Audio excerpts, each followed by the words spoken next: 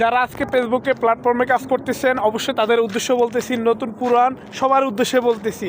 অথবা আপনি নতুন হয়ে আপনি একটা মেসেজ দিতেছেন কী কারণে? হ্যাঁ, মেসেজ এই কারণে দিতেছি, আমার সাথে আমার এক বন্ধু, আমার সাথে আমার একজন ফ্রেন্ড, আমার বড় ভাই অথবা পাশের ভাইরা যারা কাজ করতেছে ফেসবুক প্ল্যাটফর্মে, তারা কিন্তু সফলতা পেয়েছে। তারা সফলতা এমনিতে পায়নি, সফলতা নিয়ে আসছে। তারা ধৈর্য ধরে কাজ করছে, কাজের প্রতি তাদের আগ্রহী ছিল। আমাদের মতো না, আজকে কাজ করলাম কালকে কাজ করলাম, হ্যাঁ 3 মাস কাজ করে ছাইড়া দিলাম, হ্যাঁ আর কাজ করলাম না। তাহলে ভাই আপনার ফেসবুকের প্ল্যাটফর্মে আপনার কখনো সফলতা পাবেন না, কখনো সফলতা পাবেন না, এটা গ্যারান্টি।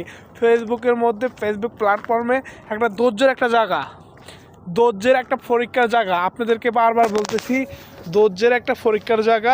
যারা ফেসবুক প্ল্যাটফর্মে কাজ করেন অবশ্যই 1 বছর যে পর্যন্ত সেট আপ না আসবে, যে পর্যন্ত আপনার ভিডিওটা ফরিয়ে তো না যাবে,